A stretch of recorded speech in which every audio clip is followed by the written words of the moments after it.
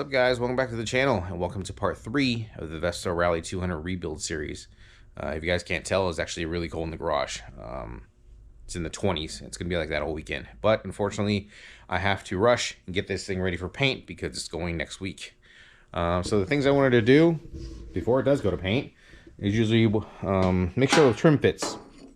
I've got a Fender Crest here. You never know where these come from, so I'm gonna make sure that fits on the fender correctly.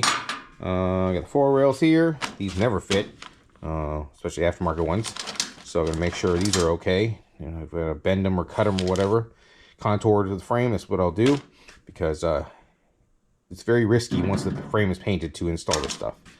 I'm gonna remove the races up here, this race here and the one on the bottom. And then also on the frame here, I've got 4 holes that where the Vin Badge went. I really don't care about that stuff, so I'm gonna fill those holes. The gas tank I got to take apart, so my painter can paint the stuff separately. I also need to fix this. It's a little bent up. The inside of the gas tank is actually really clean, so yeah, I'm happy about that. Not too much, no rust in there really. On the back of the frame, we got the badge that I've already kind of stuck in here, so those factory holes line up. The other thing I need to do is drill the holes for the Euro taillight. Somebody asked me if I will be drilling the hole for the other side of the cable guide on the headset. I will be doing that. I'm just waiting on the drill bit to arrive tomorrow. Got the center mat I gotta fit, make sure these holes fit on the little trim. And we got this leg shield trim in chrome.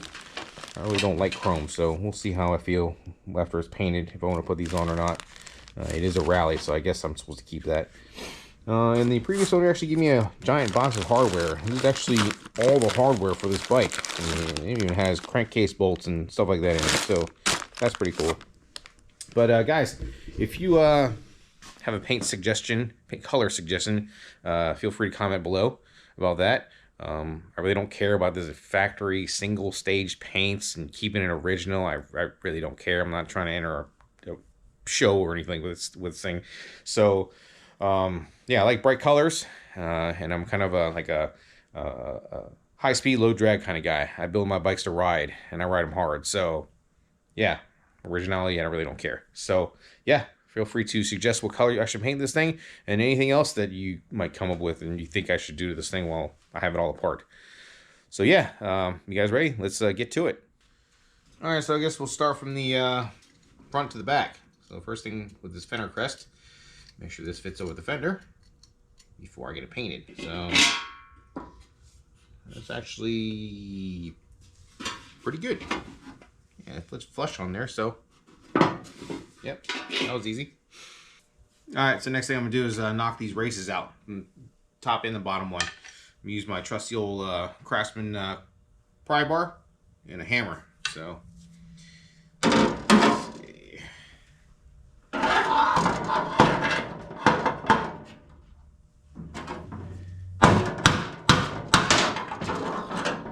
Nice and easy. Alright, for this top one I actually had to prop the bike up a little bit. But same deal, pry bar upwards.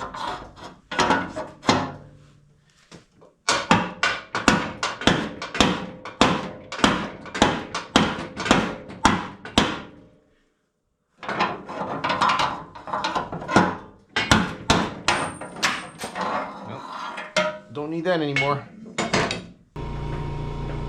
Alright, now let's fill these holes for the Vin Badge.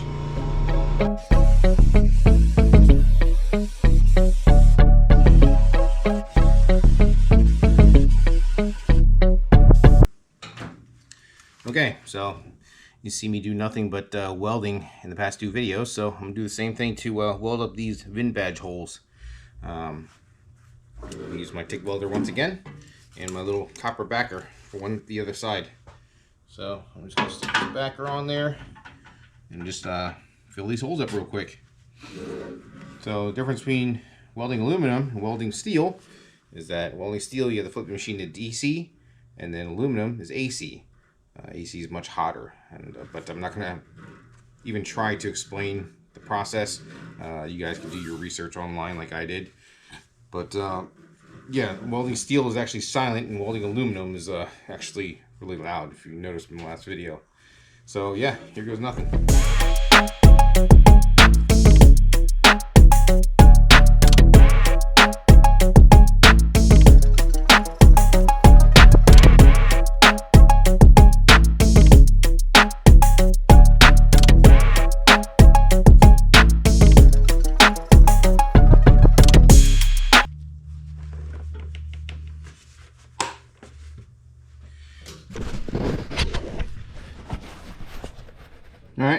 There you go, 4 holes filled up.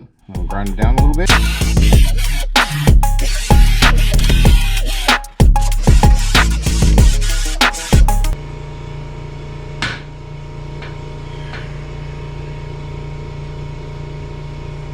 Alright, should be good to go. Alright, next up I've got this leg shield trim. I'm just going to fit on here in case I want to use it. But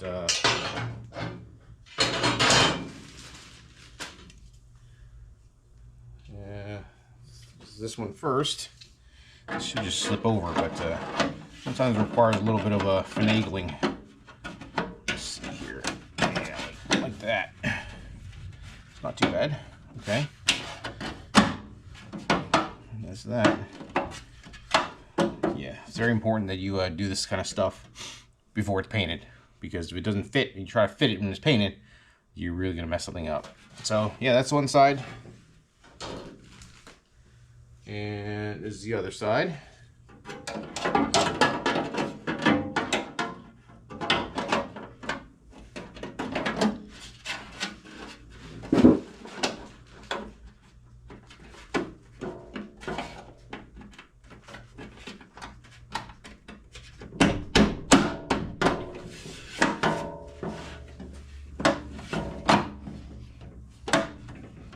Not bad. Fits pretty good. You can put the little set screws in here and it'll actually tighten it to the leg shield. So yeah, that's actually not bad. Cool. Move on to the floor rails. Alright, so got the floor rails here. These look really wide for some strange reason, but that may be just because it's for a rally. I'm also missing the end caps. I'm not sure if they sell big end caps for these, but I may have to just scrap these all together, get another set that's complete. Again, something else, something that the previous owner included with the sale. Well, actually didn't include with the sale. I had to pay for it, but it was discounted. So let's see how these lay out and look.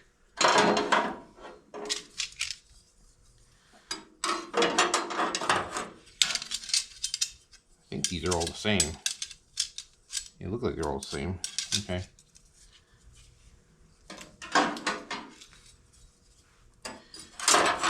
If you guys want to know actually how to install four wheels, I've already made a video. I think it's part 2 of the electric Vespa conversion video, build series I did a while back. So make sure to check that out if you want to do this job.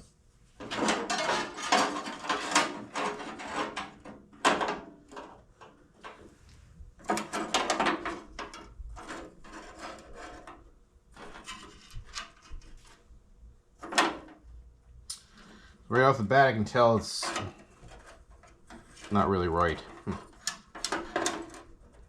The holes don't really line up. Yeah, I don't think this is the right set. Dang it. Yeah, this might be for a different scooter. Crap. Okay, I guess I'll need to order another set of floor rails. So, I guess we'll move on to something else. Well, since I can't fit the floor rails, I might as well fit the center mat trim.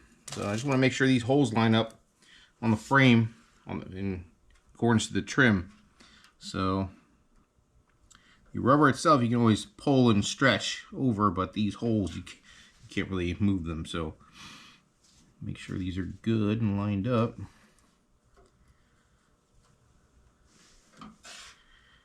Yeah, these look pretty good. That one's good.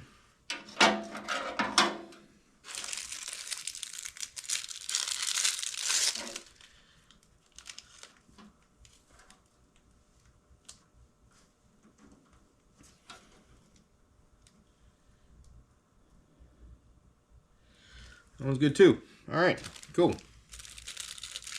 Disable the top of the gas tank. This one is pretty easy for the latch. It's just bending this cotter pin back to get the pin out. So let me see here.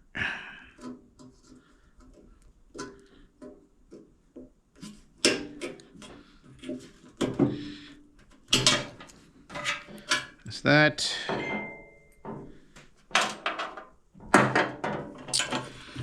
want to try to save this pin because these are impossible to find. I'm not sure how I'm going to do that yet, but let me try to straighten this out first.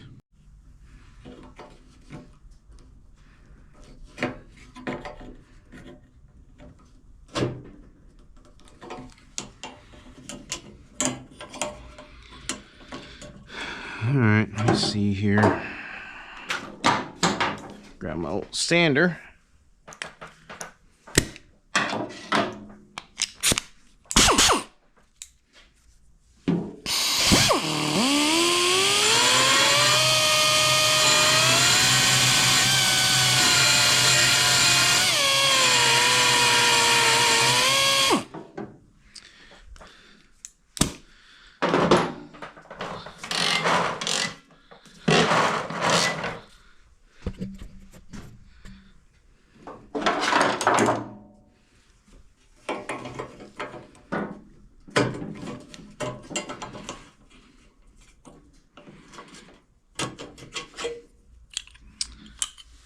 Okay, I'm gonna try to save this, but actually I can probably weld some more material on the end of it because it's steel and reuse it.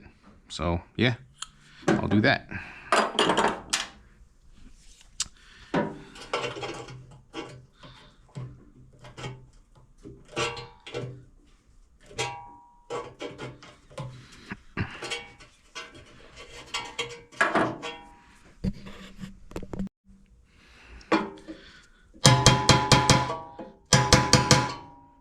Trying to straighten this little bracket up.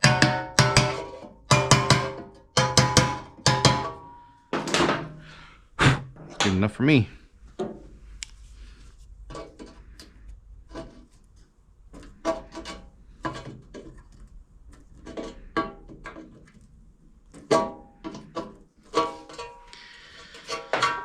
Okay, perfect. All right, next up I need to drill holes for the Euro taillight. So I got a picture here for reference, and it looks like it goes somewhat like this. Yeah, that's about right. I don't think it has to be perfect, but yeah, I think that's close enough. So yeah, I'm gonna drill 2 holes here and here, and then also 1 hole for the wiring, and then we're good to go. All right.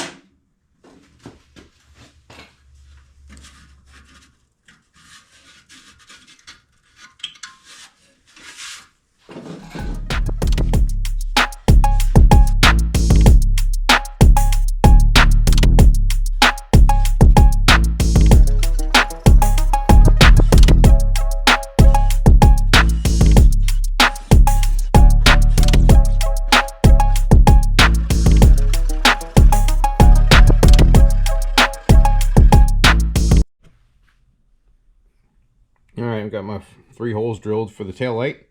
So now let's install that thing and see how it looks.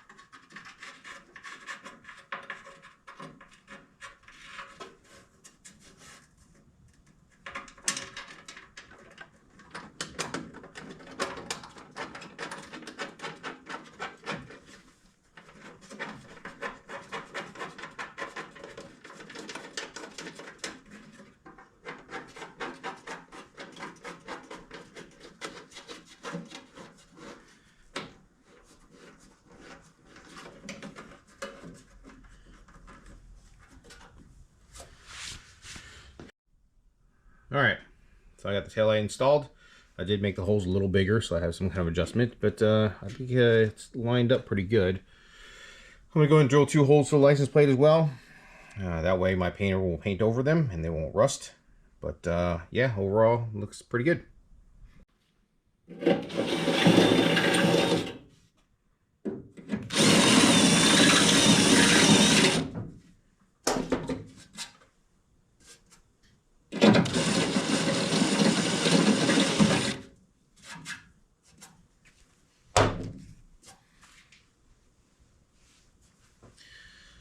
Alrighty, back end's done.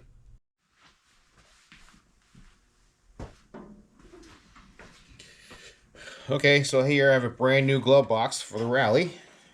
Actually got this from Mercado, and whoever they got it from decided to dump it into a big vat of Crisco before they sent it. Guessing just to keep the rust off of it, which is okay. But the important thing is I just wanted to make sure this actually fits this bike. There's 4 mounting holes in the frame for this. Here, 2 down here, and there's 4 tabs on the glove box. So just want to make sure those holes line up. And it looks like it does. Yep. There's also a rubber gasket that goes all around the entire thing. So once it is painted, I shouldn't have any problems fitting this on. But yeah, I just want to make sure this is actually right for this bike before I got it painted. All right, we can move on to the next thing. Really, as far as the body, you just want to go over the entire thing, because usually on the leg shield there's a bunch of little bends and creases that that occur when you move it around or it gets transported, and your painter's not going to know to fix that stuff, especially if you're not familiar with painting scooters. So whatever you can do to kind of make it better will just give you a better paint job. All right, so I'm going to go over the frame one more time, and then she should be good to go. All right, one last bit of advice before you take your scooter to paint. Make sure you tape off where the throttle tubes go, like here, here, here, and on the other side where the throttle tube goes, here. The throttle tube usually comes bare, so you don't have to worry about that, but the shifter tube usually comes together. This one got pressed out, and I don't have it, so I had to order a new one of these. But make sure the tube itself is masked off so that your painter will not paint them, okay? Because if you've got paint on the tube or paint in here, and you go to try to fit it, it won't move until you get that paint off. So yeah, just keep that in mind, and let your painter know. All right, so next up is mounting the cable guide. See, there's one bolt holding it in place right there. The other side is obviously missing because all that material is new. So I'll be drilling and tapping a hole there. The drill bit we're going to need is a 4.2 millimeter. You can get this stuff on Amazon. But the thread pitch is an M5 by 0.80. Okay, let's get this in the drill press. We'll just drill a hole real quick. Alright, this doesn't have to be precision work. It's literally just a hole to mount the cable guide. So I'm just going to drill a hole real quick, tap it, and we should be good to go.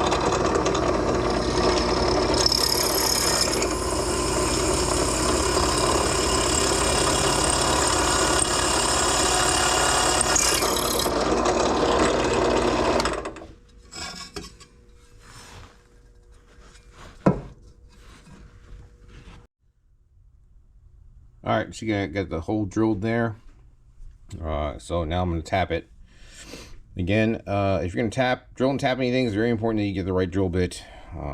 You might be able to get away with it using, say, a standard size if you need a metric, but you risk messing it up, and then if you can't put the material back, then you're kind of stuck.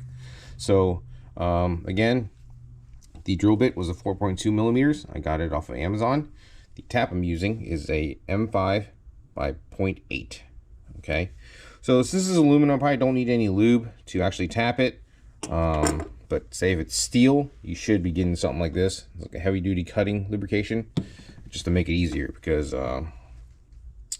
you can break the tap if you don't use lube, if it's steel, especially stainless steel. So yeah, let's get this tapped real quick, and then we'll see how it goes. I know I said I wasn't going to use any lube, but I'll put a little bit on here just in case. It's not going to hurt anything.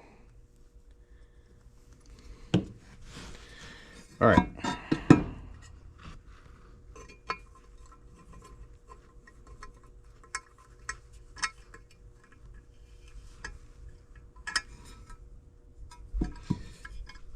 Try to get it as square as possible, if you can. As I said, it's not that important because it's just holding down the cable guide, but still want to do a decent job.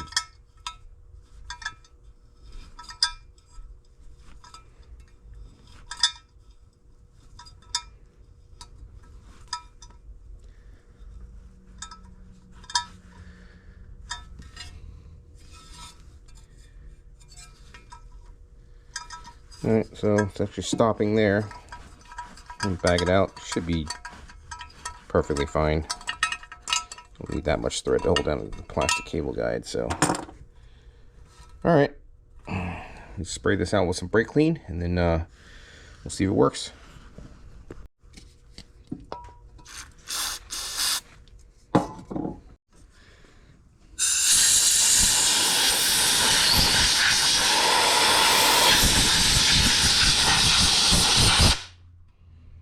All right, we'll find some screws and we'll try it out. Okay, we got some M5 by 0.8 by 16 millimeters long. I may need longer ones when that metal plate comes in that goes on the top of the cable guide. So, but for now, we'll just make sure these things line up and screw in without any major problems. And then I'll get longer bolts if I have to when the that metal piece comes in. That's one.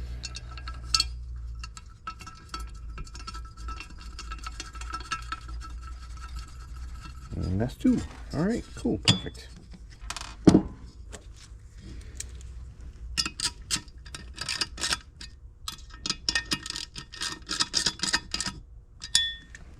Okay. Looks pretty solid to me. I think that'll work. Well, as I mentioned earlier, I will be putting new floor rails on this thing, and they won't be here till tomorrow. So I probably won't show how to fit those. But if you want to learn how to do the floor rails, check out my electric conversion series, part 3. And I actually go over how it's done, even with the scooter painted. But anyways. So this scooter is going to paint probably tomorrow or the day after, so you won't see this thing for a while. My painter actually injured himself, so who knows how long it's going to take. And I don't rush people that do work for me. So yeah, in the meantime, I'll probably do some videos like rebuilding the fork and also the engine, but the body itself you won't see, like I said, probably at least 6 months. So guys, if you've enjoyed the video so far, please don't forget like and subscribe. Until next time.